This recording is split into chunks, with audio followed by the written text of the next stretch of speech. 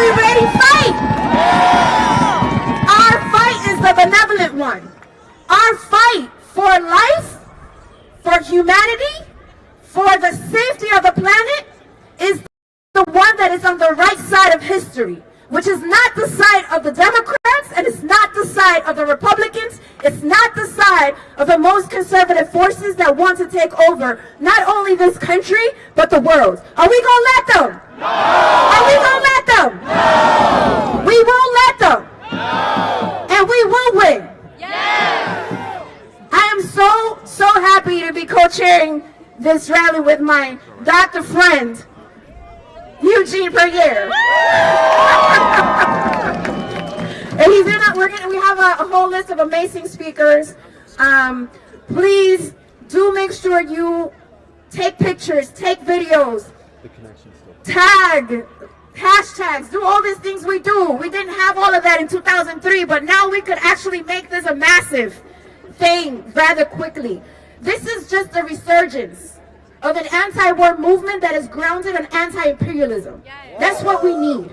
We need to be anti-imperialists that are moving forward the agenda of peace. So with that, my brother Eugene.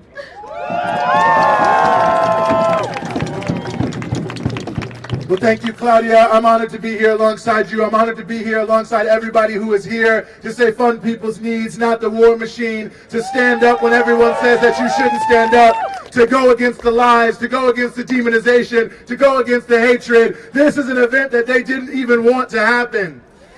The powers that be, whether they be in the White House, whether they be in the Washington Post, whether they be in the Congress, the Federal Reserve, the IMF, the World Bank, the Élysée Palace in Paris, the Whitehall in the UK, none of them want this to be out here. They want people to be confused. They want you to somehow think that it's progressive, that it's good, that it's morally right to spend hundreds of billions of dollars to fight to the last Ukrainian for what?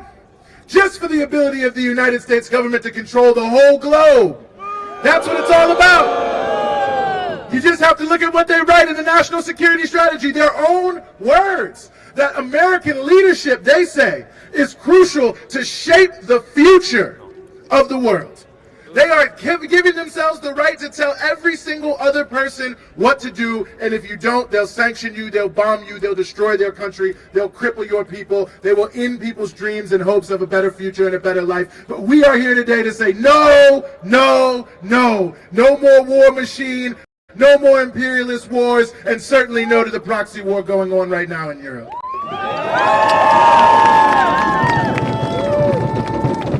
I want to bring to the stage, and before I do, if you are one of the pre-approved individuals who will be speaking here today, make sure you're over here to the left of the stage so we can find you. But I want to bring here to the stage someone who's been a clarion call for peace in many different fora all across this country and has been willing to take it directly to the war makers at the ballot box, Dr. Jill Stein. Just a quick announcement. The sound is going directly on this side. So if you're standing towards my left, you won't be able to get the best sound possible. So please move in so that you're able to hear the speakers. Thank you. This is what democracy looks like. I am just feasting my eyes. This is the energy that we need. We need to build a broad movement across all of our struggles for peace, justice, and democracy, because we are all up against the wall. We are all under attack. It will take all of us to fight back. And I'm so grateful to everyone who's here, because we are the ones we've been waiting for. And today is just our beginning. All these crises that we are facing of crushing inequality, climate collapse, endless war that's going nuclear, the assault on our democracy, and a big shout out to those brave, valiant protesters at Stop Cop City. That's another place where these crises are all converging.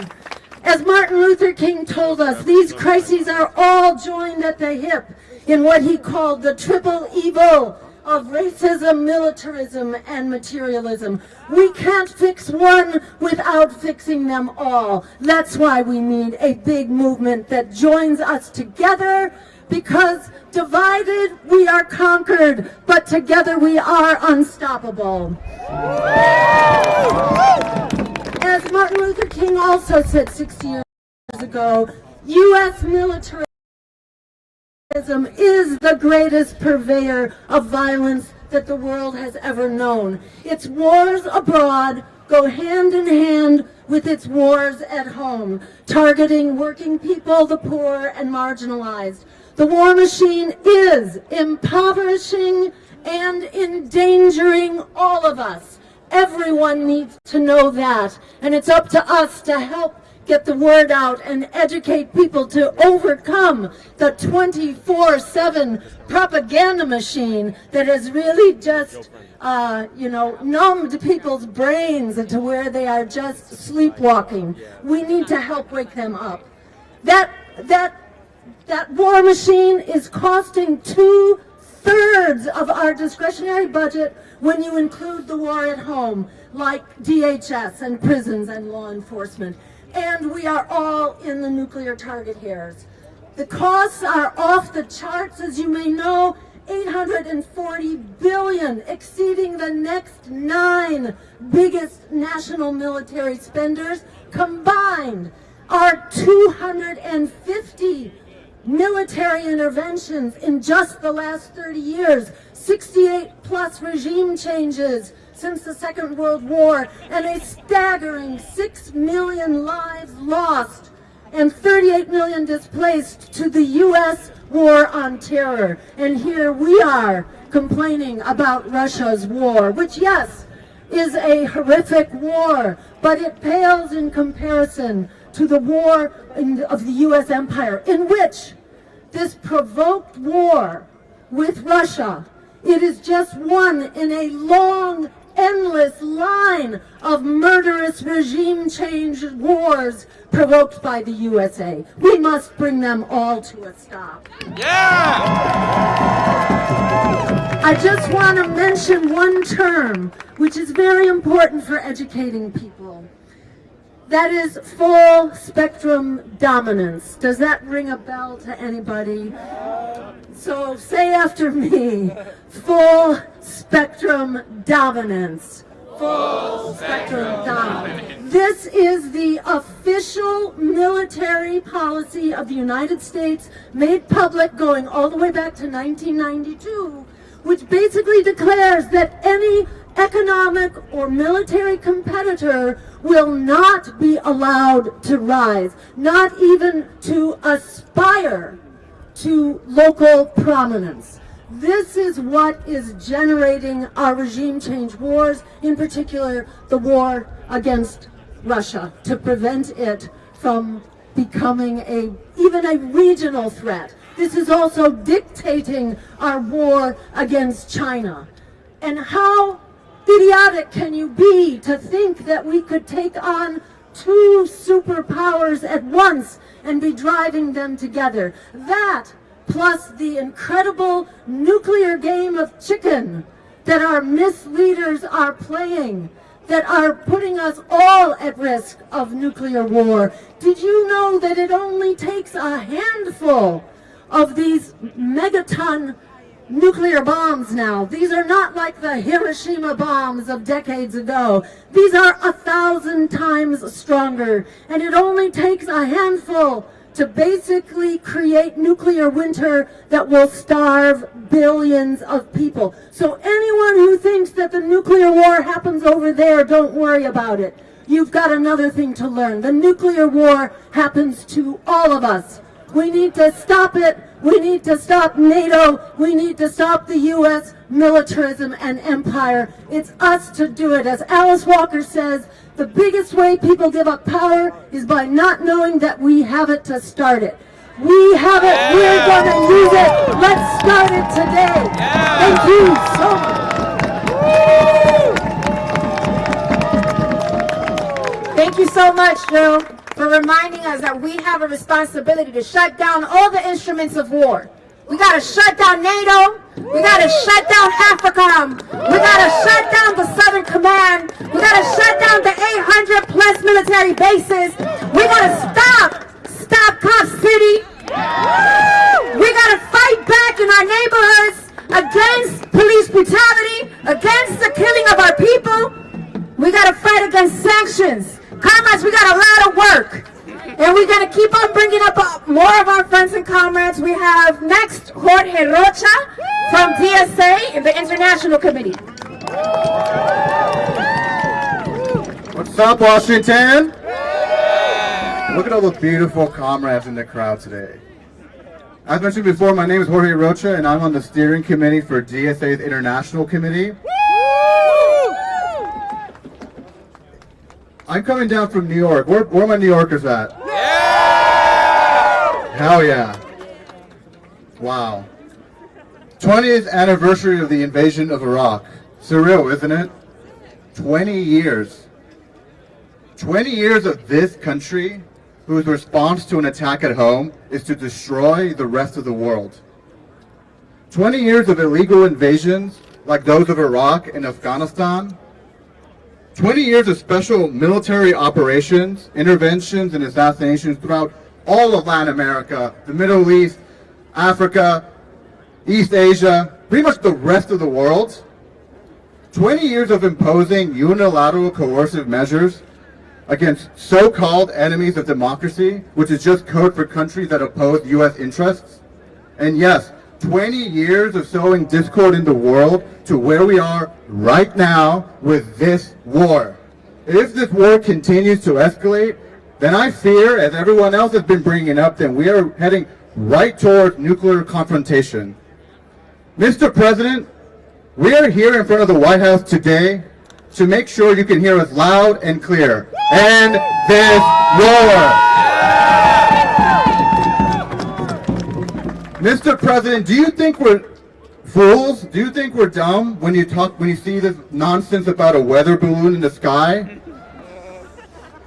Blowing it up over the Atlantic, making a whole media circus about it? Stop this nonsense Cold War against China. And speaking about interest else in the world, Mr. President, listen to the people of Okinawa. Close the bases. There, everywhere and anywhere. Mr. President, listen. Listen to the people of all the countries and the suffering that they're going through. Leave the people of Venezuela and Korea alone. Enough is enough. Mr. President, tear down this embargo against Cuba. 60 years is too long. Finally, Mr. President, we have two words for you. Free Palestine. Free Palestine. Comrades, in the words of a very wise man who we commemorate the 140th anniversary of their death this week, we have nothing to lose but our chains. We have a war to win. Only together can we win. If you are not in an organization, I implore all of you to join one. We can only do this by being organized. The organization I'm part of, DSA, has been doing so much anti-war international organizing. From the very beginning, we have been against this war. Despite what has been claimed to the contrary, I'm going to read directly from our statement. We said it very clearly. First statement. The Democratic Socialists of America condemns Russia's invasion of Ukraine and demands immediate diplomacy and de-escalation to resolve this crisis. There is no solution through wars or further intervention. This crisis requires an immediate international anti-war response demanding de-escalation, international cooperation, and opposition to unilateral coercive measures, militarization, and other forms of economic and military brinkmanship that will only exacerbate the human toll of the conflict. We have been campaigning against further military escalation and for diplomacy. Peace in Ukraine today. We have been doing so much work in terms of international diplomacy, sending delegations to countries like Venezuela. We've met with Maduro. We're proud of it. We've gone to delegations in Peru, Brazil, Bolivia, and we have had incredible success very recently this past week, where the governor of Okinawa met with Alexandria Ocasio-Cortez to discuss Okinawa's opposition to constructing a new military base in the prefecture. DSA was instrumental in making such meetings happen. Be sure to check out DSA at dsausa.org/join. We must build the left and fight the right. No war, but the class war. Thank you.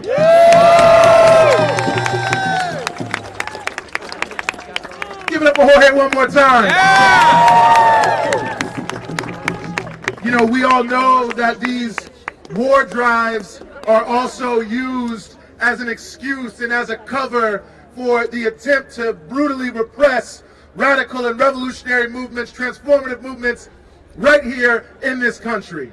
Under the guise of being for this or that person, they want to shut up voices that are telling the truth to millions of people around this country. And next I want to bring up one of the voices that this government has decided to target, not because he's doing the wrong thing, but because he's doing the right thing. Yeah. Chairman Mobilization of the African People's Socialist Party, the Hands Off Uhuru campaign. Yeah.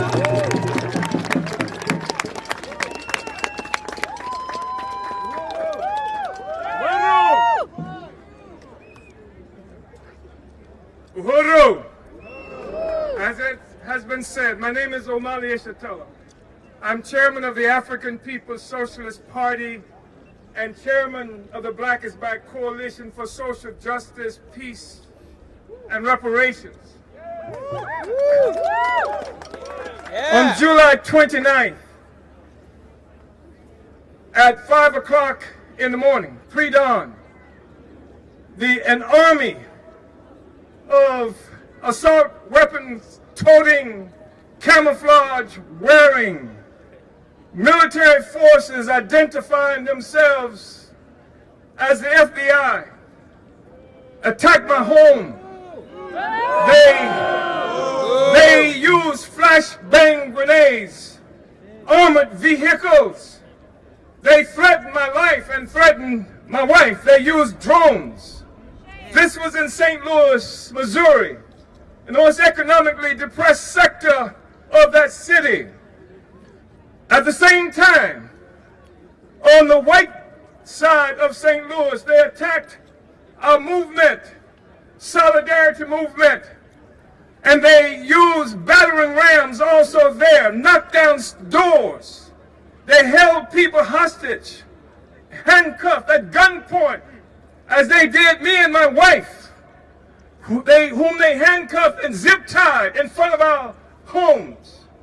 They declared that despite the fact that I have been involved in fighting this system for most of the 81 years that I have been alive, despite the fact that I have opposed every predatory war that the United States, which, by the way, is the strategic enemy of all of humanity, despite the fact that I have always done that they have declared that black people are so stupid that it takes Russians to tell us that we are oppressed. I have never known a moment of black freedom for my entire life. I have never read of a moment since the beginning of a colonial mode of production where black people have been free. And yet they're saying that we are agents of some foreign power because we say black people must be free, because we say Africa must be free, because we say African people everywhere must be free. And we are here today to tell them that they don't have enough flashbang grenades in their arsenals to stop this struggle of black people and the oppressed peoples of the world to win our freedom. I think it's important to say that. I understand that this particular mobilization is opposed to racism and opposed to bigotry. We say right on. But what we need you to be opposed to is colonialism. Colonialism. Because that is what victimizes African people here and most people around the world. It is the colonial mode of production that this government is attempting to protect. And they were doing so when they attacked my home, pre-dawn, threatened my wife, and also made 4 of us, of my party and the solidarity movement that I lead, unindicted co-conspirators. So they intend to indict us. But our responsibility is to put them on trial. We don't run, we don't cower, we fight back. We fight like hell, we fight back.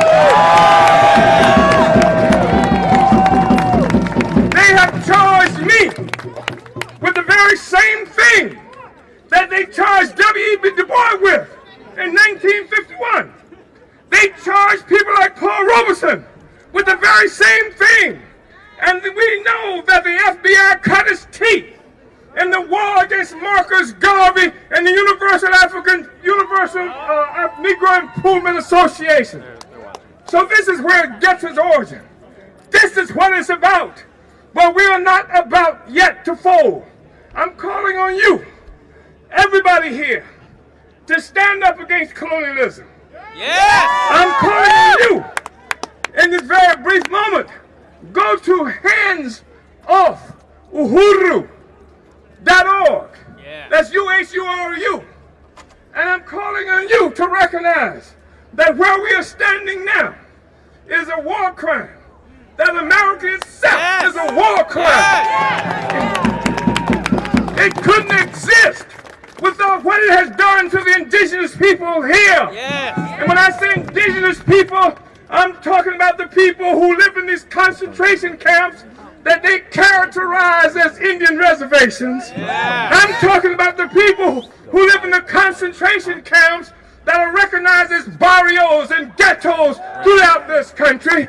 I'm talking about people who live in the concentration camps that they protect with walls and other things like that to keep the indigenous people that are coming back to this land to recapture what has been stolen from us. So I want to thank you very much. And I want you to recognize that African people here and most of the world, we're happy that you're against racism, but frankly it doesn't matter because we're not struggling to make anybody like us. We are struggling for power over our own lives. Because once we got power, it doesn't matter whether you like us or not. They don't like Chinese either. But they got to throw out this whole saying that they used to have, you don't have a Chinaman's chance. Because China has more chance than all of us. So the thing is that we are preparing to govern because we cannot be a dignified, self-respecting people until we are able to feed, clothe, and house ourselves. And that is our mission. And that is why we build economic development programs throughout this country. And that is why we are being under attack, because everything that we build for our own selves negates the power of the colonizer. And that is why they're attacking us. So I'm saying, come to St. Louis. Take a look for yourself. See how we've transformed the entire African community there. Come to St. Petersburg, Florida. Take a look for yourselves and see what we've done to transform that. And I want to thank you so much for being here. Hands off Uhuru. Hands off Africa. Ease and like to eat Africa. Uhuru.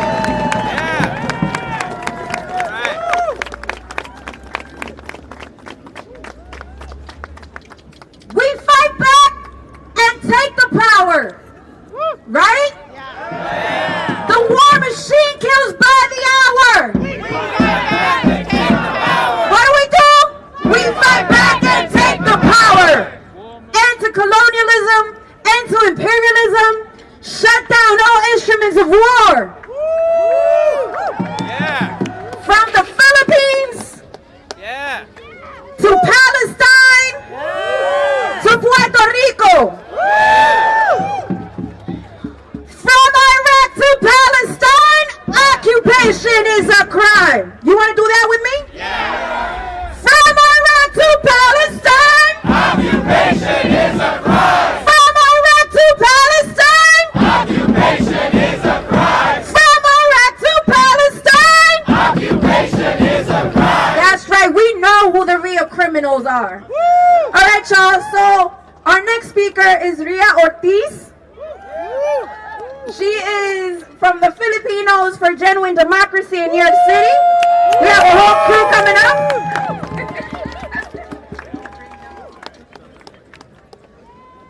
Isang taas kamaang pagbati sa inyong lahat. A raised clenched fist salute to everyone. We are from Filipinos for Genuine Democracy, composed of Filipino migrant workers, domestic workers, labor trafficking survivors, and their children in New York City. In 2002, I stood as a 22-year-old with thousands of protesters in D.C. to stand against the U.S. war on Iraq and U.S. military intervention in other countries, including the Philippines and Palestine. 21 years later, we are still marching here in D.C. to demand peace in Ukraine and immediate negotiations for a peace rather than escalation. We protest against the sending of hundreds of billions of dollars in weapons and other war material to Ukraine from the U.S. government and calling for funding of people's needs, not the war machine. We're marching to recall and remember the 20th anniversary of the invasion of Iraq, and also to remind everyone who were the greatest war makers in the world that the very people preaching self-determination and sovereignty and human rights were the ones who trampled on self-determination and sovereignty and human rights, committing such great war crimes.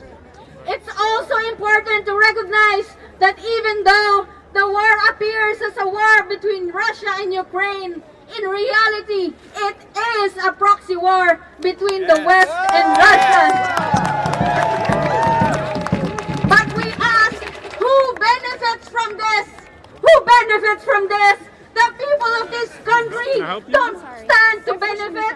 The people of Ukraine and Russia don't stand to benefit. It's the military-industrial complex that's benefiting, that's getting tens and billions of dollars in contracts. It's the geostrategic goals of the foreign policy elites of this country who want to preserve a world dominated exclusively by the U.S. at all costs. Meanwhile, the U.S. military are planting 4 more bases in Philippine soil when they already were in 5. Ooh. The rest of U.S. enemies retaliating and targeting our home country, the Philippines, become a real and scary threat. It's time for the wars to be brought to an end. We will keep educating, organizing, and mobilizing the Filipino community to stand for peace in Ukraine and no war in the Philippines, Palestine, Syria, and everywhere.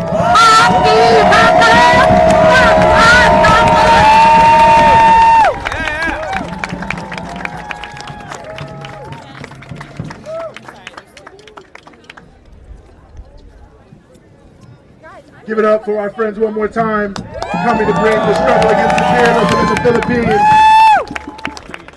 Next, I want to bring up to the stage another longtime fighter for peace who has been all over this country recently telling the truth about what's happening in Ukraine. They've tried to shut her down, but she won't be shut down or shut up. We're very happy to welcome here from Kopik, Medea Benjamin. So raise your hand if you're a Putin apologist. That's what I'm called all over the place. And you know why? Because we want to stop the suffering and the killing, because we care about the Ukrainian people, because we care about the soldiers on all sides, because we want to end the war. We're not Putin apologists, we are peace lovers. We are people who want to see an end to war. So, this guy here asking who invaded. You know, I am condemning Russia till I'm blue in the face. Russia should not have invaded Ukraine. It made a horrible mistake. And the U.S. makes a horrible mistake by throwing more fuel into the fire, right?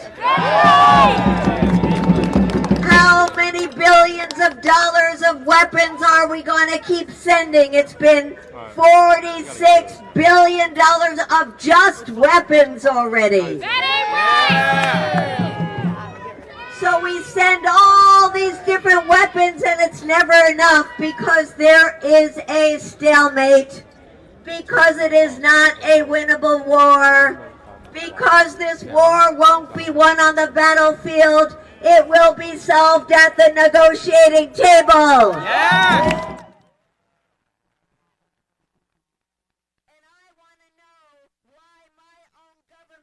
Is sabotaging negotiations. I want to know, when they were close to getting a peace accord back in March, why my government came in and said no. I want to know, when just recently the Chinese came out with a peace plan, why did our government say absolutely ridiculous? And I want to know, in front of the White House, why Biden can't pick up the goddamn phone and talk to Putin.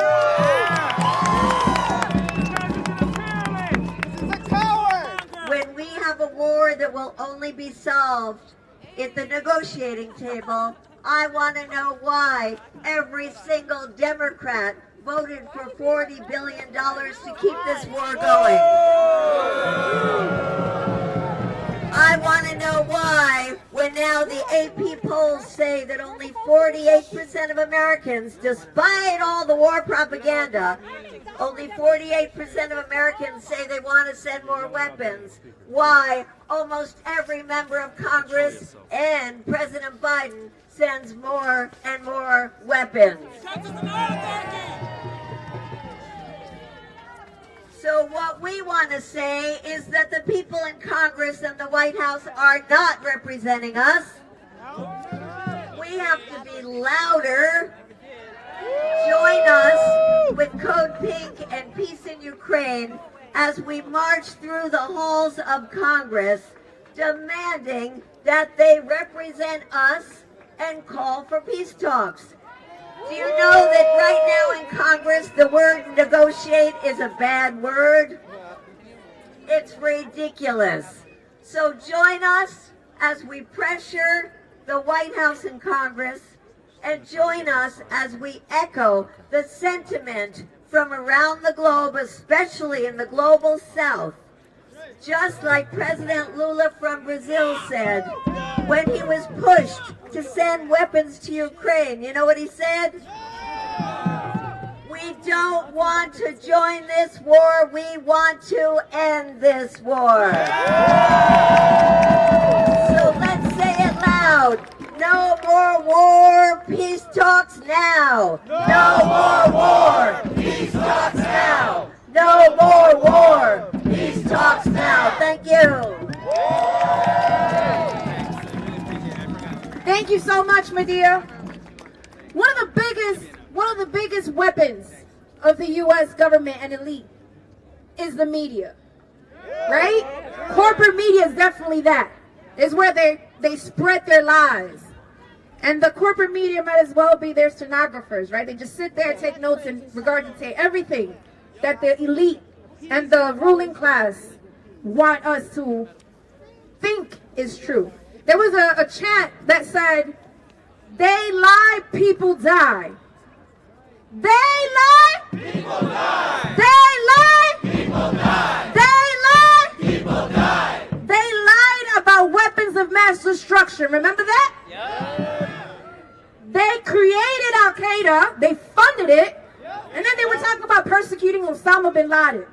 Right? You remember that? They lied about the horrific terrorist acts they committed against prisoners in Guantanamo. Remember that? Dehumanizing people. They lied about the numbers of casualties of war. Hundreds of thousands of people died at the hands of the U.S. military occupying Iraq. Remember that? And it was not, if it had not been for courageous journalists like Julian Assange,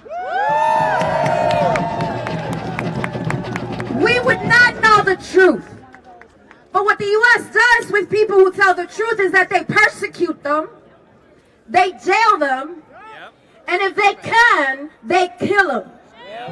We know that history well, very well. And so I want to bring up a friend and comrade, the brother of Julian Assange, Gabriel Shipton. Free Julian Assange!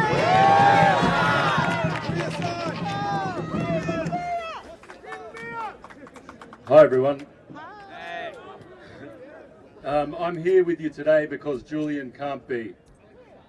He has been detained one way or another for the past 13 years in the United Kingdom. For the past on the 11th of April, it'll be 4 years he's spent in a maximum security prison. He's not serving a sentence. He's convicted of no crime.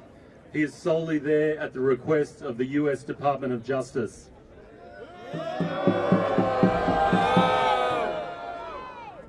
What did Julian do? He did what journalists should be doing, publishing without fear or favour. He published the truth about 15,000 undocumented civilian deaths in Iraq, a lie that was hid from us so that we would believe that the war was going better than it was. He published the truth about 2 Reuters journalists who were killed by a helicopter gunship in Iraq, and then 2 Good Samaritans who came to save them were also gunned down. He published the truth about a cable from the State Department that detailed the murder of an entire Iraqi family, including 5 children. And then after they were murdered, the soldiers called in an air strike to obliterate that family from the face of the earth to hide their crime. This cable led to the withdrawal of American troops from Iraq, with the refusal of Iraq to re-sign the Status of Forces Agreement. Governments do not willingly reveal their crimes. We need fearless publishers, fearless whistleblowers like Chelsea Manning, like Daniel Hale. Fearless publishers like Julian Assange. What those who are pursuing Julian Assange, those who pursue Julian Assange with lust for revenge, those who pursue him in an effort to make an example of him so that the rest of the world will not publish this national security information. What they have unwittingly created is a worldwide movement for the freedom of Julian Assange, but also a worldwide movement for transparency in government, a worldwide movement for freedom of the press, and a worldwide movement for our right to know what governments do in our name.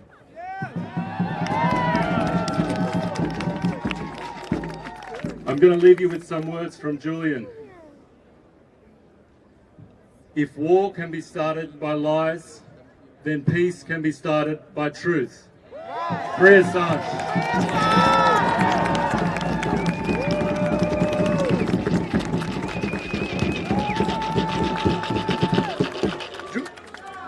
Free Julian Assange!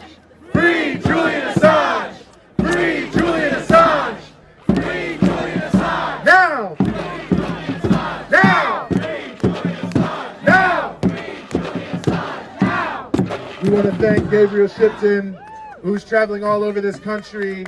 You know, please look into what they're doing. They're doing a number of different speaking engagements, and please, what you can, people you know around the country, let them know about what is happening. And I also want to note that we are very honored to have as an endorser of this event, the Leonard Peltier Defense Committee. We're also here on the 50th anniversary of Wounded Knee, demanding the freedom of Leonard. We're also demanding the freedom of Mumia Abu-Jamal. We're demanding the freedom of all political prisoners who are held behind bars in this country. Free them all! What's the call? Free them all! Next, we want to bring up a longtime struggler from the city of Baltimore, Reverend Annie Chambers.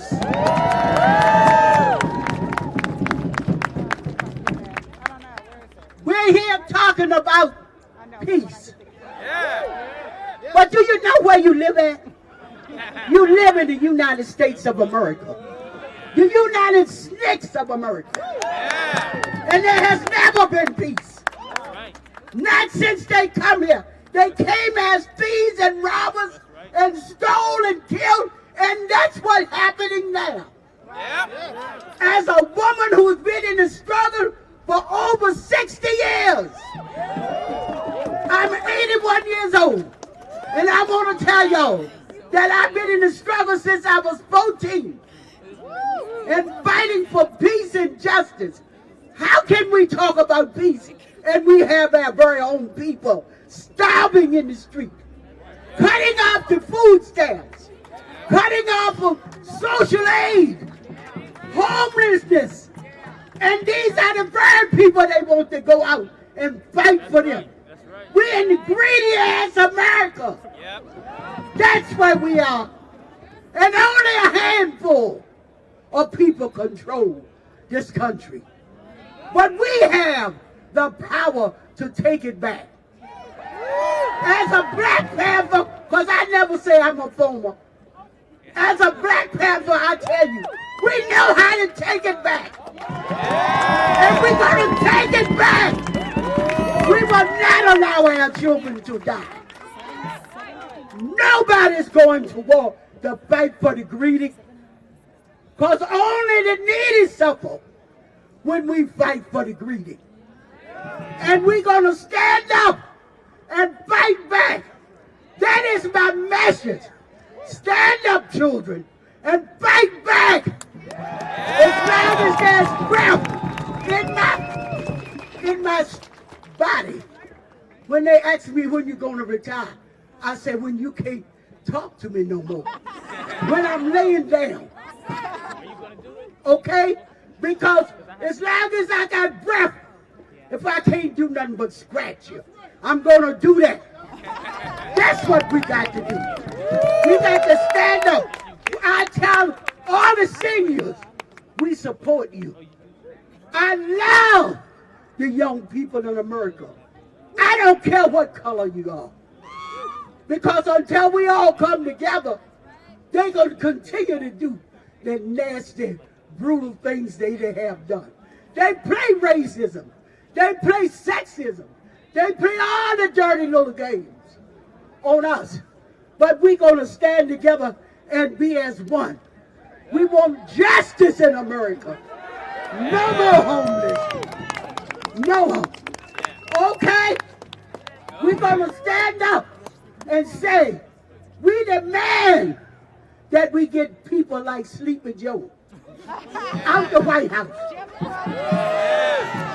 Some of y'all young people think about running. And some of y'all think about what it means to have a just and safe country. We go all over the world telling other people about freedom and peace.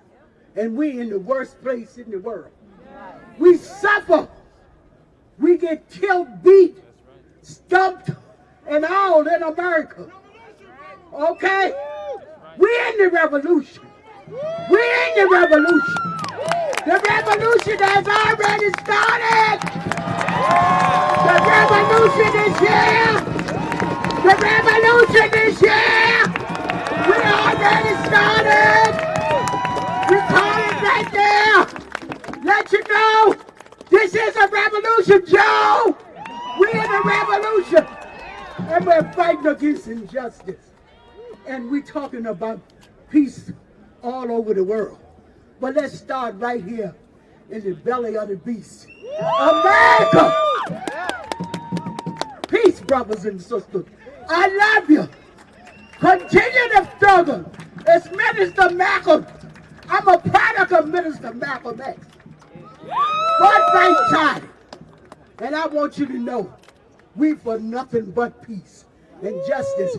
But you got to give it to me, for I think, I know you're not going to give it to me. So we about to take it. We're going to take peace now. Right. Revolution! Revolution! Revolution! Now!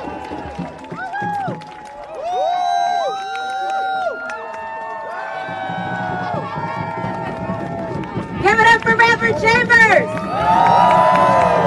She brought the word. She brought the word. The hypocrisy of the United States, the United Snakes of America. All right, y'all. The next person coming up is Chris Lee Carpio for Students for Democratic Society. Give it up for Charlie Carpio. She's coming.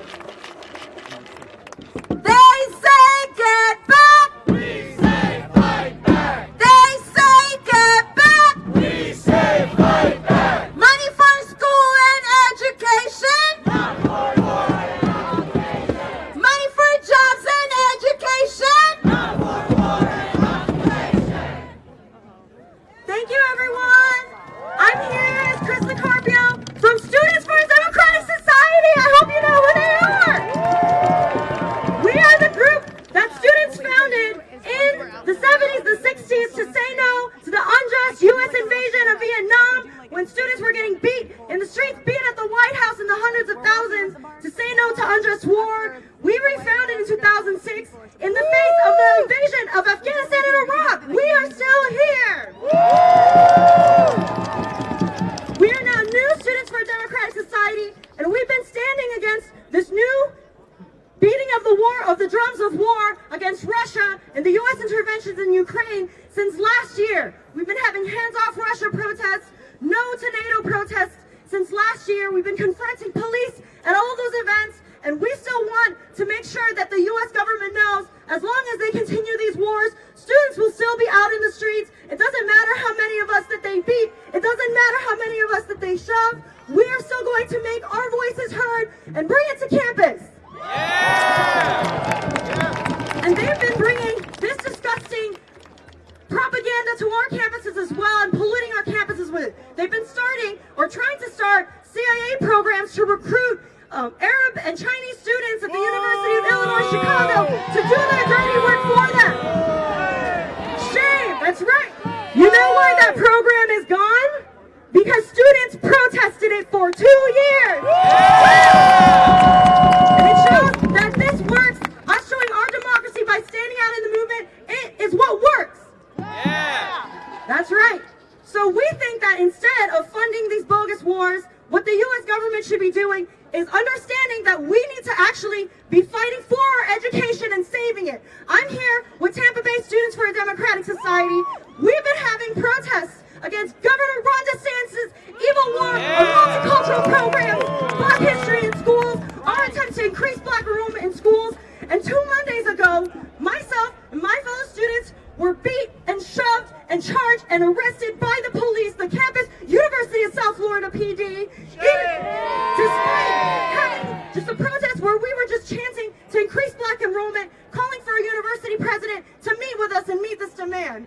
It's disgusting, and in fact, I stand here also as a member of the Tampa Bay 4, the SDS 4 students who were not only arrested and brutalized, but are now being charged with felonies and misdemeanors. And we say that we did nothing wrong. In fact, we did what students everywhere should be doing, and we just want everyone to know that Students for a Democratic Society, despite the brutality that we faced, we stand here to say no to NATO, no to this U.S. war, and Students for a Democratic Society will be part of this fight every step of the way. So thank you, everybody, and now here I'll have one of our students lead a chant. Money for jobs and education, not for war and occupation. Money for jobs and education, not for war and occupation. Money for jobs and education, Not for war and occupation. money for jobs and education. Not for war and occupation. All right, give it up for Students for a Democratic Society. How y'all feeling out here? Y'all feeling all right? I said, y'all feeling all right? I want the war makers to be able to hear you. Are you feeling all right? Okay, I was just checking to make sure. You know, I don't even know if Biden is in there, but if he is, he definitely heard that. Because we're here to say no to this war machine, this endless war machine. And next, I want to bring to the stage, from Life After Release, Afeni Evans.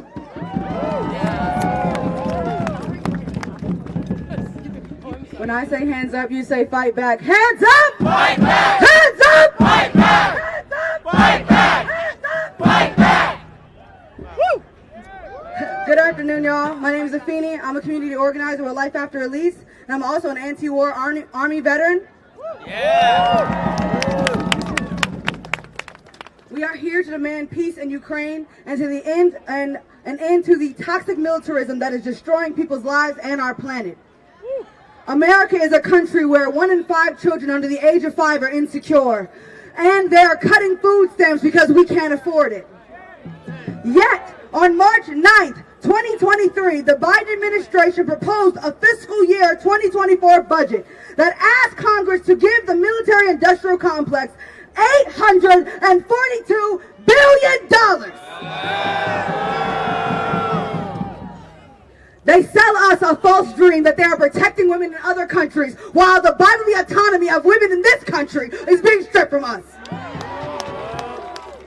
They say that one of the reasons why we have to beat Russia, why we have to unseat Vladimir Putin, is to protect trans and queer people in Russia. And there are over 350 bills criminalizing trans youth and trans people across this goddamn country. The U.S. is the world's largest polluter, partly because our military and Biden just approved the Willow Project. The International Criminal Court has issued an arrest warrant for Vladimir Putin. And fine, I'm not here to defend his actions, but I want to ask, when is the ICC coming to pick up George W. Bush? Yeah! When the hell they gonna come get Dick Cheney? Yeah! Hillary Clinton? Hillary Kissinger old ass? And they can go ahead and send a warrant down the hell to get Colin Powell too. Pick up Obama's ass too! Last time I checked, there are American politicians with over 1 million Iraqis' blood on their hands right now. Yeah! We spend $300 million per day, every day, for 20 years in Afghanistan, just to leave them in ruin and starve their people through unjust sanctions. Unsuccessful war after unsuccessful war, Vietnam, Iraq, Afghanistan, we're funding a dirty war in Yemen, dropping bombs in Somalia. We dropped bombs the same day Russia invaded Ukraine. We were bombing Somalia, and the news said nothing about it. We have been escalating tensions with countries like Iran and China for simply trying to while trying to continue our armed stranglehold on the international economy. Let's be clear. NATO pushed the United States NATO pushed by the United States instigated and continued to fan the flames of warfare in Ukraine. Adam Schiff said himself on the House floor that we fight Russia over there so we don't have to fight them over here. From pledging endless support and lethal aid to Ukraine to blowing up the Nord Stream pipelines, dumping millions of oil and gas into our oceans, we have been backing this war and fueling the flames of violence this whole time. War is causing irreparable harm to our planet, and it is a bipartisan effort to back this destruction. No one in any country, anywhere, including Somalia, Yemen, Syria, Palestine, or Ukraine, should have their homes blown apart. We condemn the illegal invasion of Ukraine while also condemning NATO aggression. We can acknowledge the choice of a people to secede from a country that they were forced to be in, while also acknowledging that we must strive to end all war. Our leaders are willing to sacrifice our lives and our planet in order to keep wealth and power. We can and we must fight back. Hands up! Fight back! Hands up! Fight back! Hands up! Fight back! Hands up! Fight back! Thank you.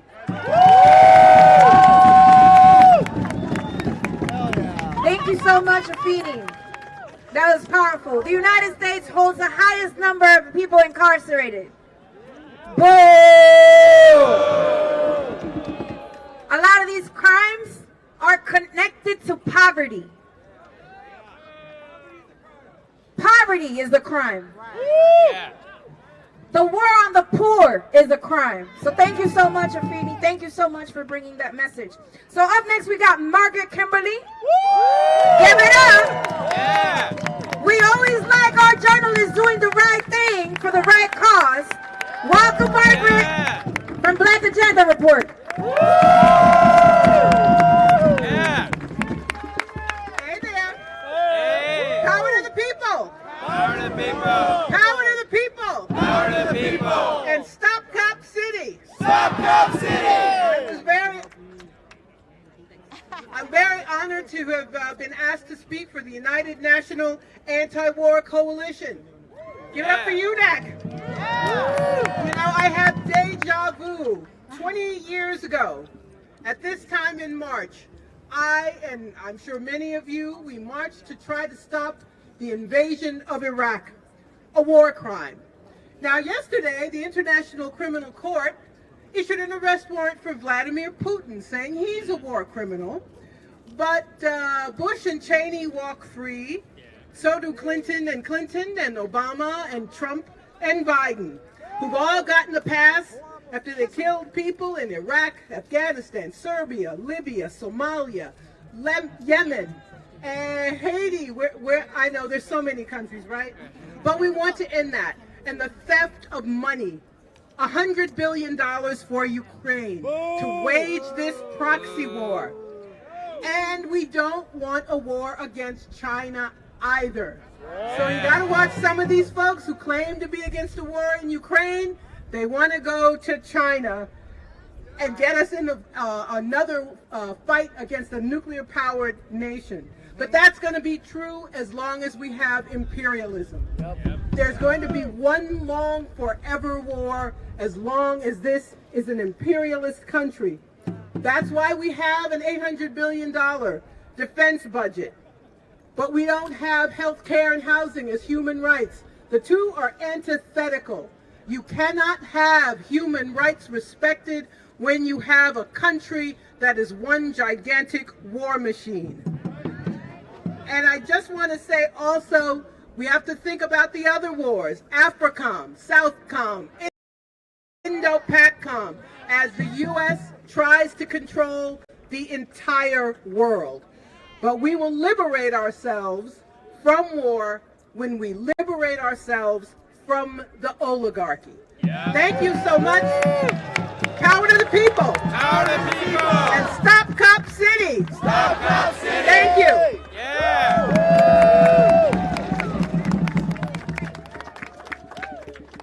Give it up one more time for Margaret Kimberly. Oh, yeah. I hope y'all are reading Black Agenda Report, and shout out to the United National Anti-War Coalition as well for helping to build this demonstration and bring people from all across this country. And we really are from every single nook and cranny of the United States. People have come from so many different, from Maine. I mean, people have come from hours and hours, Atlanta, you know, the Miami, Los Angeles. So I thank you all, and I'm not going to list them all. I know it's too many. I'm sorry I forgot you. North Carolina, I saw some folks here. Detroit, LA, all of them. Philadelphia. Okay, I hear you, Sister Santo. I know. Next, I want to bring up Brian Becker, the National Director of the Answer Coalition.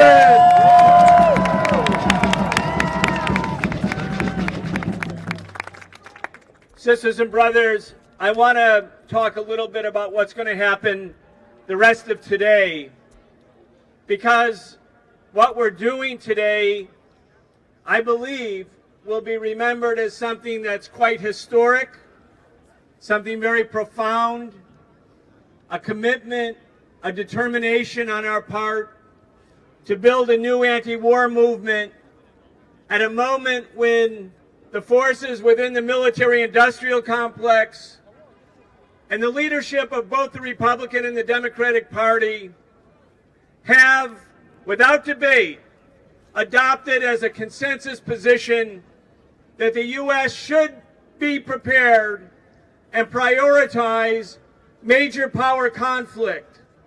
This means that the war in Ukraine, which did not really begin simply with the Russian military intervention on February 24th, 2022, but many years earlier than that, including the fascist-led coup d'etat of February 2014 to bring Ukraine into NATO. This is a proxy war, but it's a dress rehearsal for a bigger war that the U.S. intends to wage to weaken Russia, to topple its government, to go to war and have confrontation with China, to topple the Communist Party of China, inside of China. And just think about the dimensions of the madness here. The United States could not defeat the Taliban in Afghanistan after 20 years, so let's go to war with the People's Republic of China and Russia. Think of the magnitude of that craziness, and yet there's no debate. Look at the mainstream media, the corporate media. They'll describe this demonstration as the far left or Russian apologists or something like that to demonize us like they demonized the Russians, like they demonized the Chinese, like they demonized the Syrians, like they always demonize the Palestinians, like they demonize the Iraqis and the Cubans and the Venezuelans and anyone who wants to be free and independent from the empire. So we're at a crossroads, and today I hope all of you will march together with us. We're going to bring coffins. We're going to do this in a few minutes, so be prepared for this march. This is what's going to happen the rest of the day. We're going to take these flag-draped coffins, Syria, Afghanistan, Yemen, Palestine, Russia, Ukraine, Yemen, Syria, and people from the United States as well, who are the needlessly killed, murdered people by the empire during the past 20 years. And we're going to first go to the White House, and we're going to say to the White House, you are guilty. You are guilty. You are responsible for these deaths. It's not the Syrians, the Palestinians, the Russians, the Chinese. It's the government that speaks in our name. And then we're going to go a few blocks away to the Washington Post, the neocon media that promotes lies, that spoon feeds war propaganda, and say to the Washington Post, we know who you are. You're not journalists. You're an echo chamber for the war machine, and you too are guilty for the deaths of all of these people. That's a short march. It's a short march, but then we're ending with an indoor event at the beautiful and historic New York Avenue Presbyterian Church, a place where the forces for abolition against slavery gathered in 1860 and 1861 and during the Civil War. And we're going to hear additional speakers, including Noam Chomsky, who is a renowned speaker and linguist who has led so much in exposing manufactured consent.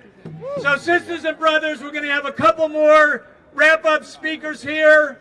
We're going to carry these coffins to the White House. We'll have a short ceremony there. We're going to march to the Washington Post and then to New York Avenue Presbyterian Church. We need all of you to stay with us for these next 90 minutes to show we mean it. We're determined. We're going to build a new movement. This movement is not ending today. This movement is beginning today. It's the most important movement that could possibly be built. Down with the war makers, down with the war machine. Fund people's needs, not the war machine. And let's stand together to say no to colonialism, No to racism. No to the oppression of women. No to the oppression of the LGBTQ community. Say yes to the disabled movement and all of those sectors who are under attack by the same wretched capitalist system. Thank you, brothers and sisters. Give it up for Brian Becker. Are you ready to march? Yes. Oh, we are getting ready to march. It's going to be a beautiful one. Okay, familia. So next up, we got Jackie Lookman from the Black Alliance. Please coming up. Give it up for my sister and comrade, Jackie Lookman.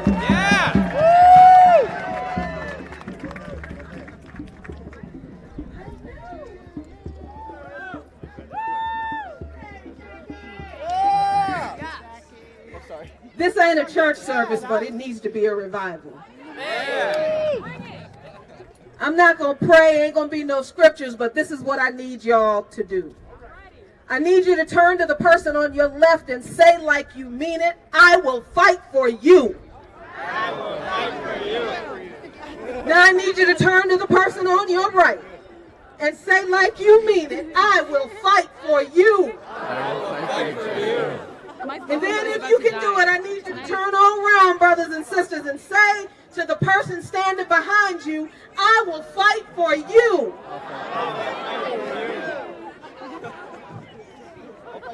Because let me explain something to you about this fight that we are in. Brothers and sisters, there's a narrative out there that says that we're only supposed to be focused on ending this one war in Ukraine and every other evil thing the United States government does with its imperialist, bloodthirsty planning and actions and bombings and interventions and coups d'etats, everything this government does around the world and in our communities here, those things don't matter. All we need to do is end this war in Ukraine. That's the big deal. That's the thing we need to focus on. But let me explain something to you. This capitalist system is at the foundation of every evil thing that comes out of this White House and the Congress that creates the policy. And capitalism exists, it grew, and it thrives on the exploitation of people who are different from the folks who hold the power. So capitalism continues to exploit black people in ways that it doesn't exploit working class white people. That don't mean working class white people ain't getting their ass kicked. It just means we getting our ass kicked a little worse in a different way. Capitalism exploits and denigrates LGBTQ and trans people in a different way from the way black folks are being exploited. Women are exploited in a different way under capitalism than men are. And black women and Latino women are exploited with that fabulous triple oppression under a capitalist system. So explain to me, y'all, how we are supposed to end war if we don't destroy capitalism.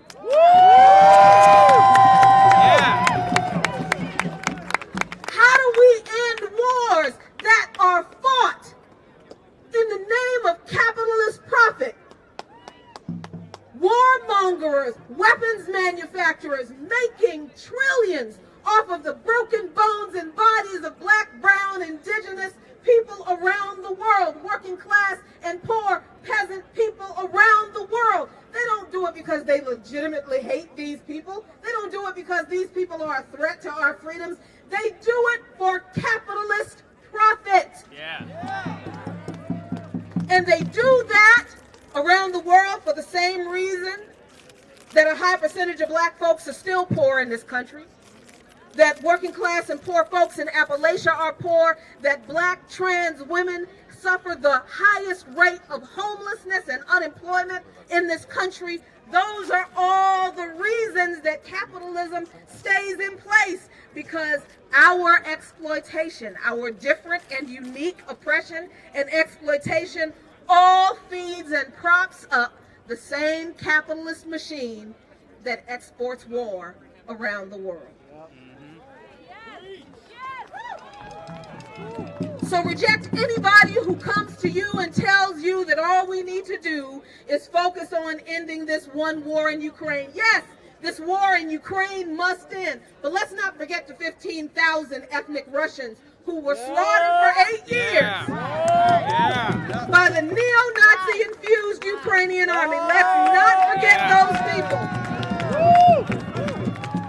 And as we take to the streets, let us not forget, don't you forget the people that you turned to and said you would fight for. You made a commitment. We're not out here just to end war. We're not out here just to bring peace in Ukraine. We are out here to challenge and work within the empire to destroy the capitalist system that makes all of our suffering possible. And we do it for peace, absolutely, but we do it so that we all can have a future we can live in. So I want you to think about this as we move to the streets. And this is what we talk about every day on By Any Means Necessary on Radio Sputnik. It's the work we do in the Black Alliance for Peace, where we're aligning and getting behind the CELAC Zone of Peace. If you want to know more about that, we'll be at the church. We'll have materials for you. But I want you to think about this. When we come together like this, do not let this day be the last time you show up at a mobilization for peace. Do not let this be the last time you fight for your fellow brothers and sisters. This needs to be a revival. Don't let this be an incident. Don't let this be an event. Let this be a revival and commit to stand, to fight, and to fight together for human rights. Say it with me. We stand. We fight. We fight together for human rights. We stand. We fight. We fight together for human rights. We stand. We fight. We fight together for human rights. We stand. We fight. We fight together for human rights. Thank you very much. A luta continua. The struggle continues.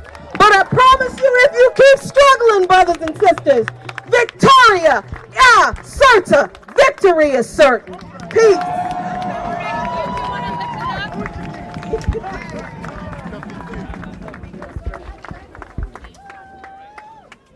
Give it up one more time for Jackie Lukeman. Give it up one more time for the Black Alliance for Peace. And I see we are getting ready to move. We have a couple more speakers. And then don't forget, on the second end of this, we're going to hear from Noam Chomsky. We're going to hear about the struggle of the Eritrean people. We're going to hear about the brutal sanctions on Syria that are making it impossible for people to recover from this earthquake. So we have a lot more in addition to this march. I just want to know, are you with us? Yeah. Are you ready to stay in the streets? Yeah. Are you ready to show them the power of our movement? Yeah. Well, next up, I want to bring one of the most powerful figures in our movement to the microphone, Margaret Flowers from Popular Resistance. Give it up for Margaret! How's everybody doing? It's a beautiful day! At Popular Resistance, we work to connect the struggles through shared campaigns and understanding the root causes of the crises that we face.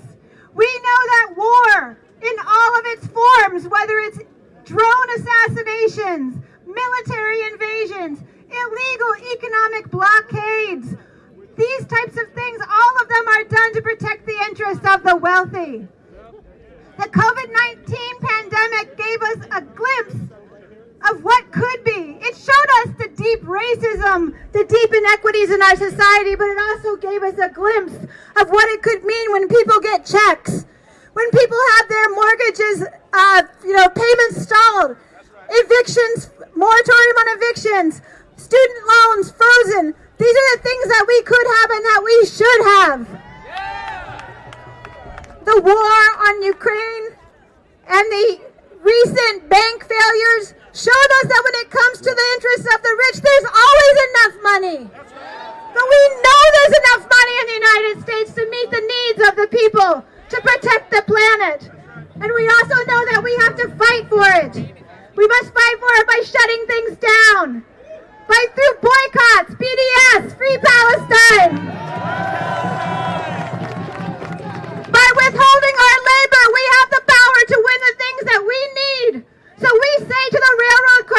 conditions. If you won't guarantee safety, if you won't protect the workers, shut them down. We say to the health insurance corporations and the pharmaceuticals, if you deny us health care, shut them down.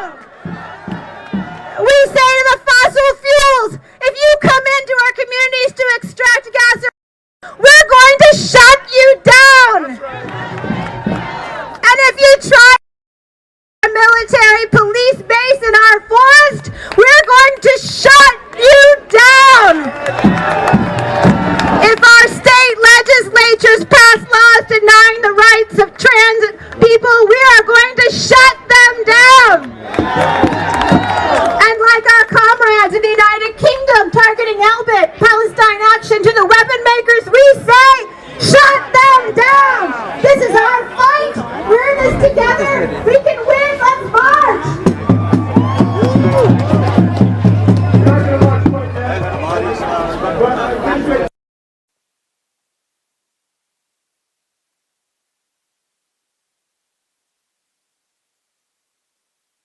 Let's march. For one of the I hope it's charged. that is happening in this world. Is it playing? Yep. Okay. For the Palestinian people against apartheid, for their own sovereignty, for their own freedom. Okay, is this microphone playing into the camera? So yeah, that's the mic. Okay. Yeah. Sorry. Hold the thing. Hello everyone, my name is Mohammed, and this is Zayd and Raya, and we're here. I'm very honored to be here representing the Palestinian youth movement. We're an independent transnational grassroots movement of Palestinian and Arab youth in the diaspora who are organizing for the liberation of our lands from imperialism and settler colonialism. And like many of my comrades in the PYM, the barbaric US invasion of Iraq was a defining moment for me. As children, we all watched the horrors unfold in Iraq, a country that we knew had natural wealth, ancient history, and a steadfast people. The US invasion of Iraq represented not only the ruthless violence of the US empire, but also its imperialist thievery, with the US using the invasion to rob Iraq of its resources to amass profits for the US empire through the death and destruction of our lands and people. This is a cycle that continues today and will continue unless we, the people, can organize to put an end to the empire's endless wars. Not only did the US intervention destroy Iraq under the false premises which Iraqis are still reeling from today, but the US's global war on terror had its counterpart here too. In 2002, we saw the opening of Guantanamo Bay detention camp, which has held hundreds of prisoners since its opening, including several Iraqi prisoners. Heavy surveillance on mosques and religious institutions crippled our communities here and eventually culminated into the CVE and spying programs we see all around the country. And so many Muslims have been captured and thrown into the prison system as a result, and now 20 years later, our people still are reeling from the impacts of the US invasion. The effects of that senseless war are still rippling today. But why Iraq? It's because Iraq did not fit into the US imperialist designs for the region. It was strangled with crippling sanctions that left hundreds of thousands of civilians dead for 13 years before the invasion even began. Today, the US is still strangling non-compliant nations across the world with sanctions, which are an act in and of themselves, let's be clear, from Cuba to Syria, to Iran, to Venezuela, and now Russia and China, and the list goes on. Here we are 2 decades later, still fueling endless wars around the globe. The US's proxy war with Russia has cost the Ukrainian people immeasurable suffering as the imperial cheerleaders inch us ever closer to nuclear conflict for the delusional sake of maintaining US hegemony on end forever. And while the US strangles our people, it funnels billions of dollars worth of arms and weapons to its imperial collaborators, Washington's bullets and bombs rain on Yemen and Palestine as it comically claims the mantle of freedom's greatest defender. The Palestinian youth movement understands that our fight for the liberation of our land from Zionism is part of the fight against imperialism. Both U.S. parties support the Zionist state and give it $3 billion each year precisely because the Zionist state is central to U.S. and Western imperialism. Israel acts as a strategic ally for the U.S. in their pursuit of endless wars, death, and destruction. This relationship is no accident. The Zionist thinkers who established the colonial state of Israel were clear from the beginning that their project was a reflection of Western colonial interests. The Zionist state was made possible only through British imperialism and colonialism, and continues today to be sustained through US and Western imperialism. For more than 100 years, Palestinians have struggled against Zionist colonialism and Western imperialism. And today we're here to continue the struggle. We call for an end to all US wars, an end to arms sales to the Zionist regime, an end to the sanctions on Cuba, Venezuela, Syria, Iran, and any other nation being punished for putting its people before imperialism. We join our people back home who, as we speak, are rising against Zionist colonialism and saying, long live international solidarity. Free, free Palestine! Free, free Palestine! Free,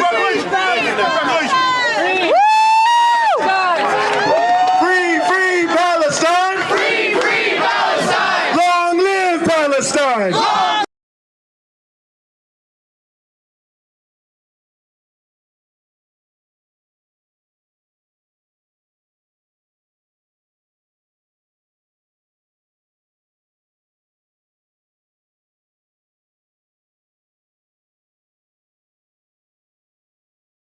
Palestine!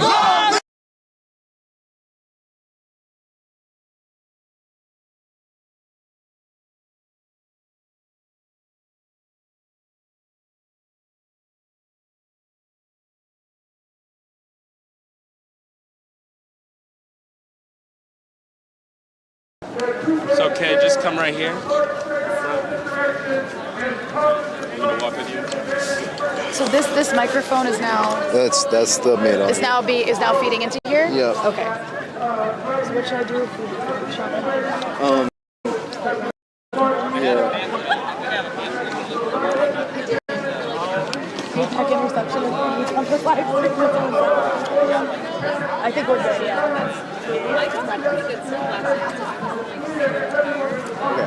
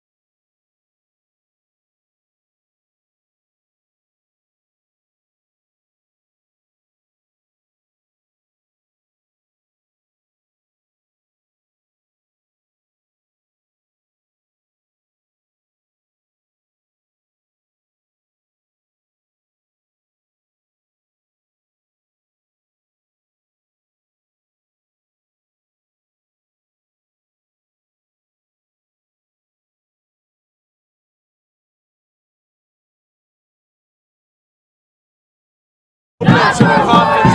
Okay. Money for jobs and education. Not for war and occupation. All the way to the side. Okay. Not for war and occupation. Stay with the others if you can. Not for war and occupation. Not for war and occupation. The sound was here just now. Money for jobs and education. Not for war and occupation. What's okay? Money for jobs and education. Not for war and occupation. Money for jobs and education. Not for war and occupation. Money for jobs and education. Not for war and occupation. Money for jobs and education. Not for war and occupation. Money for jobs and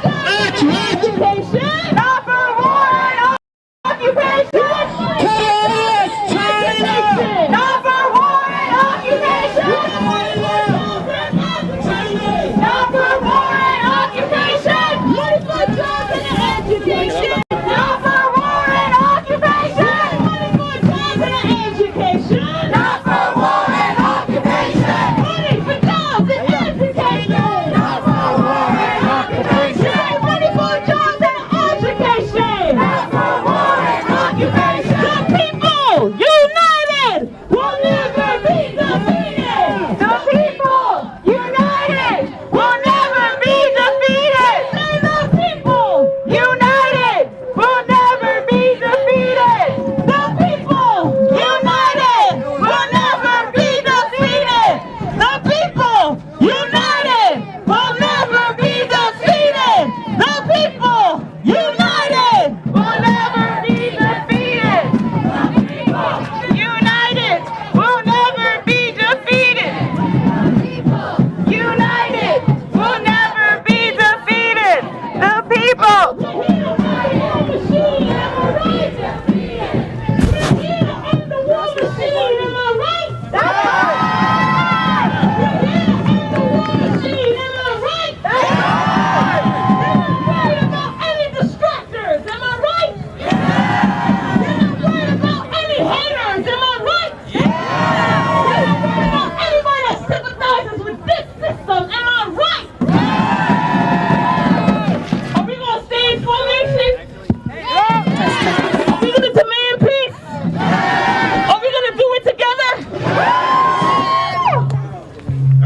Pass it to Eugenia.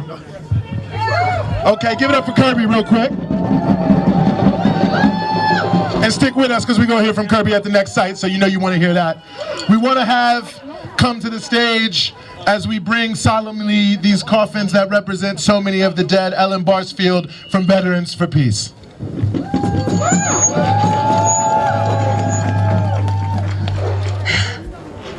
Veterans, we have seen victims. We have caused victims, I'm afraid to say. Part of the Veterans for Peace list of purposes of the mission is to amplify and explain the costs of war. Of course, dead bodies are the first cost of war. The second and contiguous cost of war is the huge theft of resources, of young lives, obviously, but of money, of focus.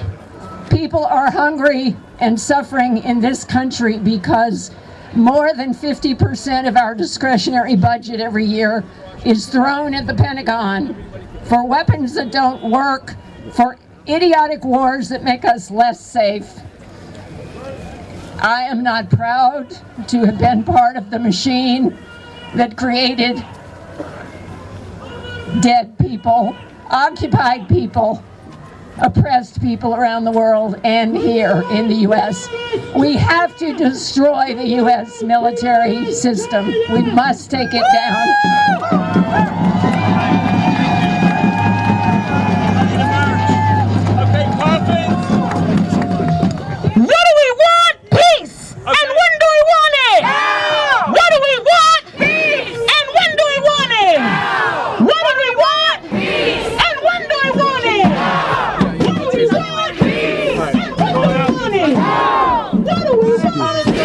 And when do we want it? What do we want? Peace. And when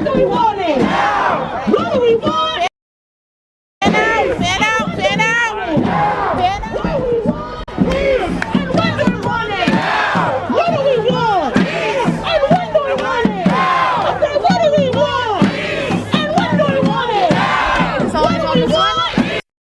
Test it, test it. Hey, can you hear me? Yes, yes, yes. Hello? How's it going?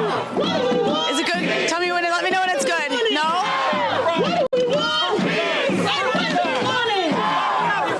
Is it on? Hello, hello, hello. Is it going through the camera? Yeah, yeah. All right, we're here in Washington, D.C.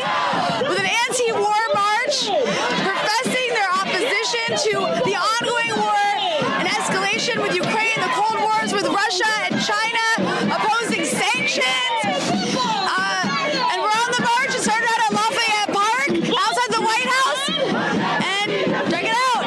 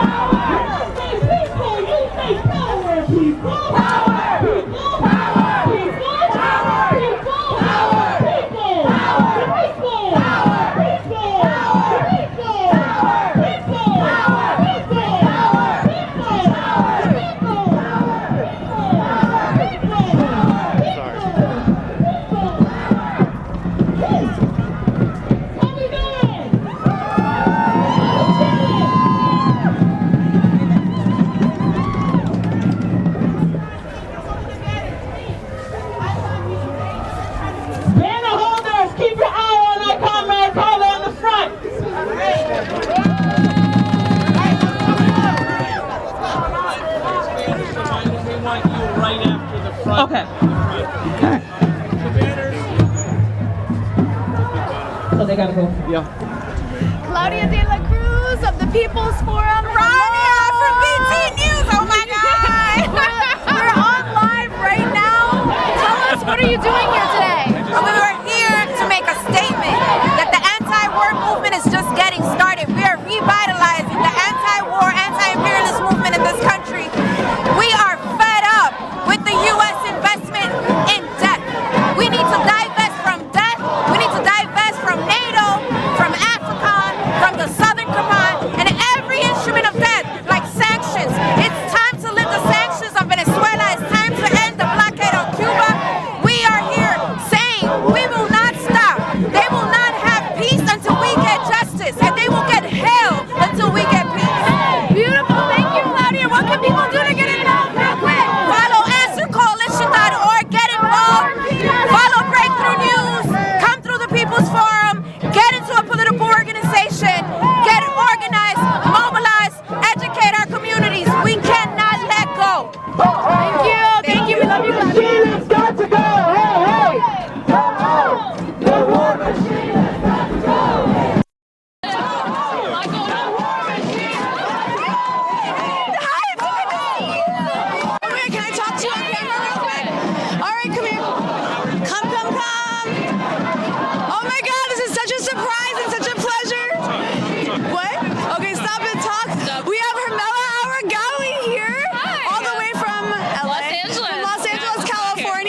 doing here? You know, I really want to support this movement, this anti-war movement. We're talking about the 20th anniversary of the Iraq War. We know all the lessons that were learned from that. I don't think they've all been learned, though.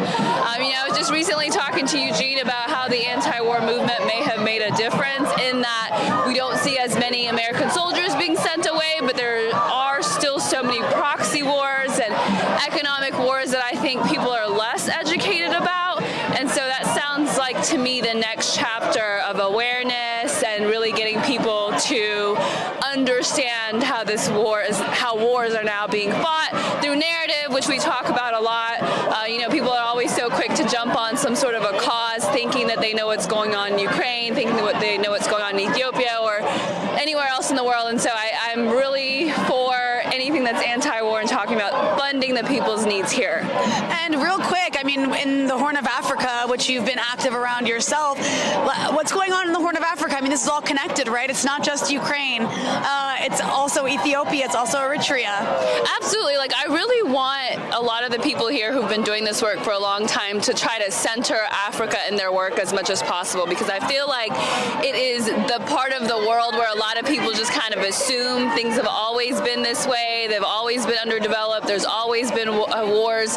But the same really tactics that are used elsewhere in the Middle East and other parts of the global South are also used in Africa. And I would say economic warfare has been used in Africa for the longest. And we also still see actual military fights. And the U.S. was involved in some way of the war, this 2-year war in Ethiopia. Whether they actually gave weapons to this insurgent group that was a part of the 27-year regime to fight this war or not, we saw that through the mainstream media, the narrative was definitely in favor of these insurgents and a lot of their propaganda. And so you're involved. You know, the U.S. is involved somehow. And so, I just really think, as someone who's been in local news for a very long time, also worked with Al Jazeera America, I'm very aware of the problems in the United States. I'm very aware of the mental health issues, the addiction issues, the homeless crisis, the horrible public schools across the country. So why not, take some of that money that's going into wars and bring it to people here? We're seeing our fellow Americans degenerate, especially after the pandemic. And it's really sad to see that the mass public in the United States, I argue that they just may be busy trying to survive. But I think if more people that had the capacity to come out and show their support did that for something that is anti-war, more about funding people's just basic needs here, maybe, just maybe, the people in Congress will feel like they have to do something about it. Very well said. Hermela, very quickly, let everybody know where they can follow your excellent work. Thank you. So I am on youtube.com/HermelaTV. We do a lot of centering Africa on that channel. I also appear on Breakthrough News from time to time, but I'm on Twitter and all the other social media platforms on the same handle, HermelaTV. It's so good to see you. Good to I want to give you a hug. And you're here tonight. Yeah. Let's be in touch. Yeah. I'll For sure. Thank you. Yeah, for sure. I'll be around.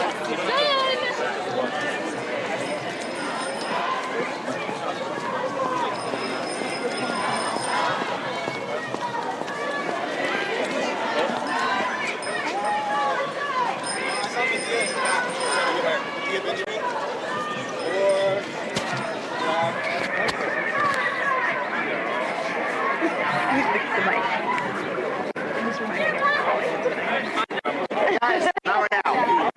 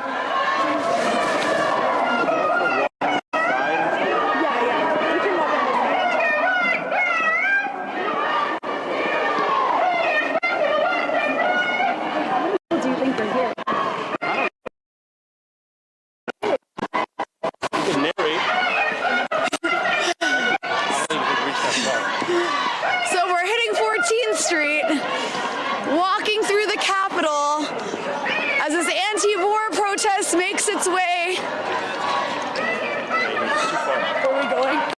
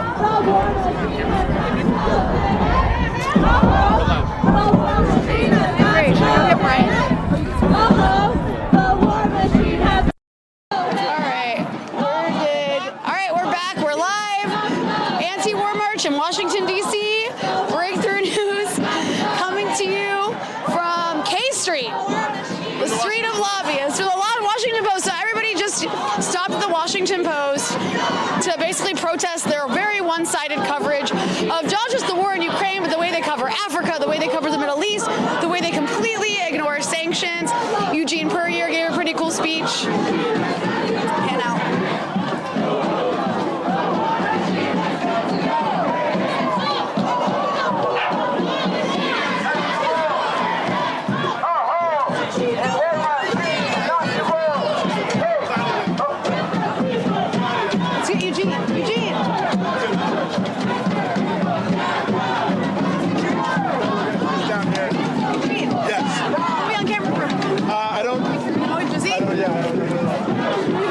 We got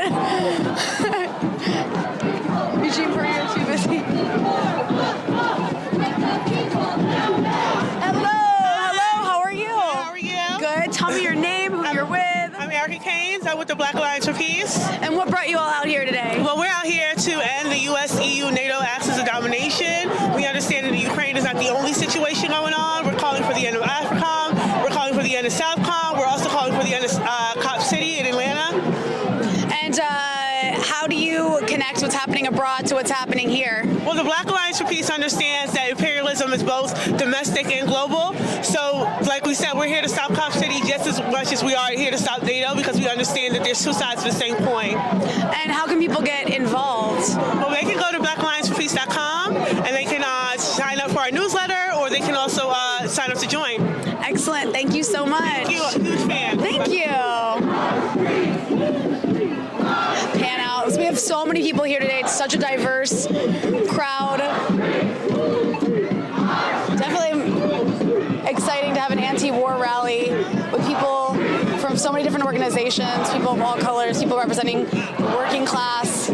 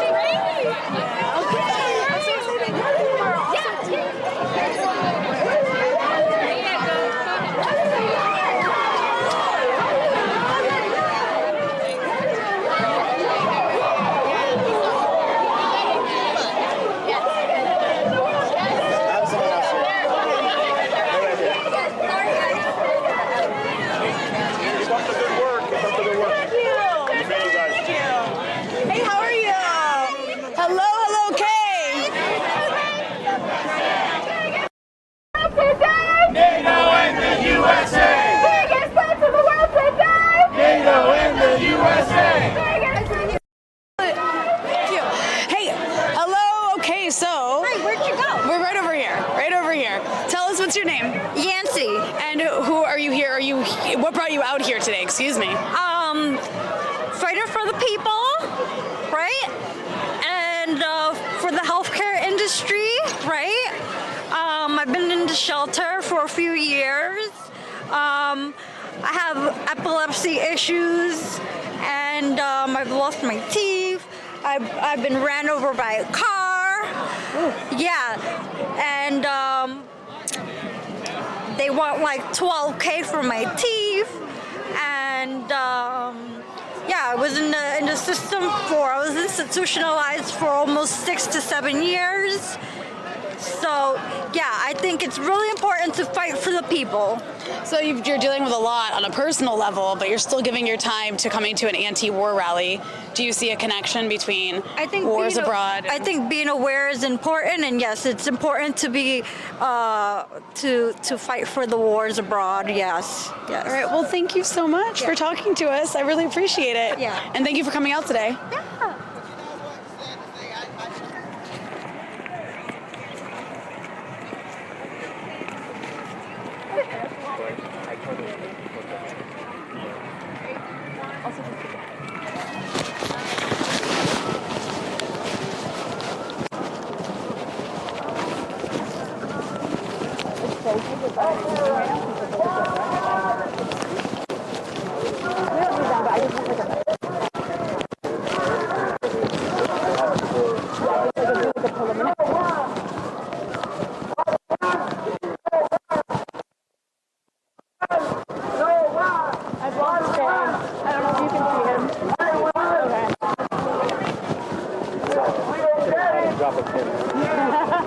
We need like an air tag on stage.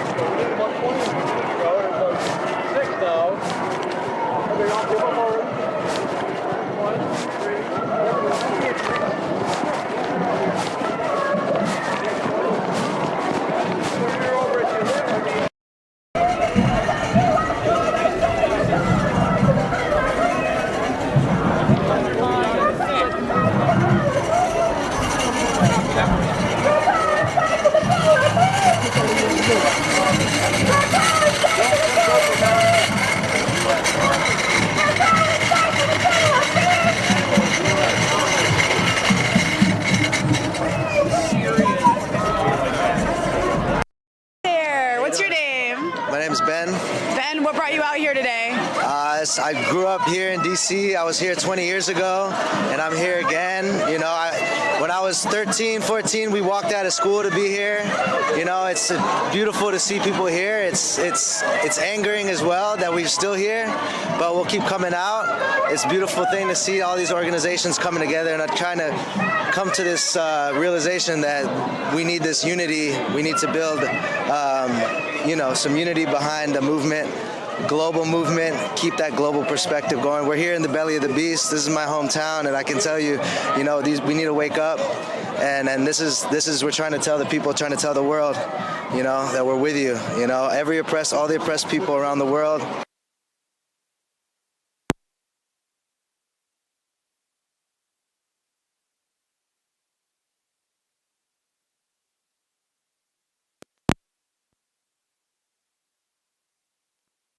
Is everywhere, you know, so we can't walk around in this city and act like we don't see the issues in front of our face on a daily basis. You know, people are struggling in the streets, you know, and we need to, you know, shed light on these issues, and we need to tackle these and understand. And a big issue, and one of those main issues is where the money is going, and so we need to stop, you know, throwing all our money into wars around the world, oppressing Palestinians, oppressing my indigenous folks in Latin America, you know, taking our countries, taking our resources. So know, it's enough is enough. Thank you so much, man. No, thank you. Appreciate you all being here. Thank you. Thank you for being here. Laugh mic died. Oh, is it? Yeah, I switched. Nice. So, I have a charger. Yeah, we can. Yeah, you charge it with USB-C.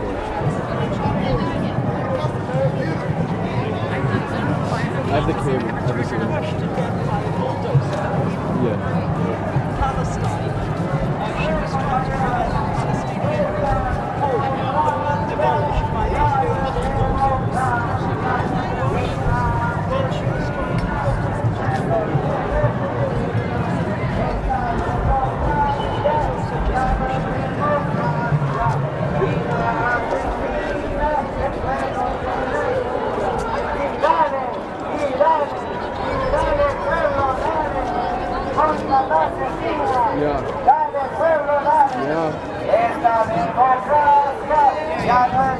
Can you guys get we gotta get a little close to the camera? Yeah. Or you can hear us okay? Yep. Be coming a little bit more.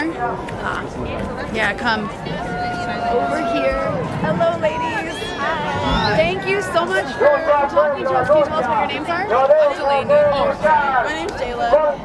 And I'm Delaney. Back or forward? Sorry. Okay. Sorry. My name is Jayla. And I'm Delaney. And what about you out here today? I'm part of PSLDC. I'm also part of PSLDC, and we're also part of Howard University Dissenters, which is a socialist anti-militarism on campus, as well as Black liberation. And so being out here is really integral to our mission of ultimately eradicating colonialism and imperialism and all forms of war that subjugate and oppress people all over the world, because Black people ultimately cannot be free until all people are free. So that's why we're out here today, because it's really important, especially for the youth, to be plugged into the anti-war movement. How do you find your message resonates on campus, around the city? Well, we find that it resonates just because Howard, and much like other colleges and HBCUs, have investments with companies such as Raytheon and Northrop Grumman, who are involved in warmongering and funding war. And we believe that colleges should be about academics. They should be about paying for what you're getting for your degree. They shouldn't be about investing our tuition dollars into war that have nothing to do with the students. What we need is adequate housing. What we need is renovations. What we need is, a student center. And these are things that the university could direct their money towards, not militarism. Well said. And do you find you get attacked at all? I would say there is some retaliation from administration and campus police. Our first meeting was actually shut down by campus police this year, so we have had some interactions with them, but we just refuse to be shut down and we refuse to be silenced, because ultimately what we want is what will make our university the best that it can possibly be and truly be for Black liberation and not for white capitalist interests. So. And how can other students get involved? So they can follow us on our Instagram, which is HUDissent1867. It's the same on Twitter, and just keep updated on there for whenever we do actions, whenever we have general body meetings and things of that sort. We also do have a teach-in coming up. We are going to be collaborating with another student organization on campus, and we're going to be discussing militarism and Howard's involvement with militarism specifically. So if students aren't well versed on that topic and they want to learn more, they should definitely attend. It will be in early April. All right, great. Thank you so much for talking to us. I really appreciate it. Have a nice day. So many people here. So many people here. The march seems to be stopping. Let's head up and watch.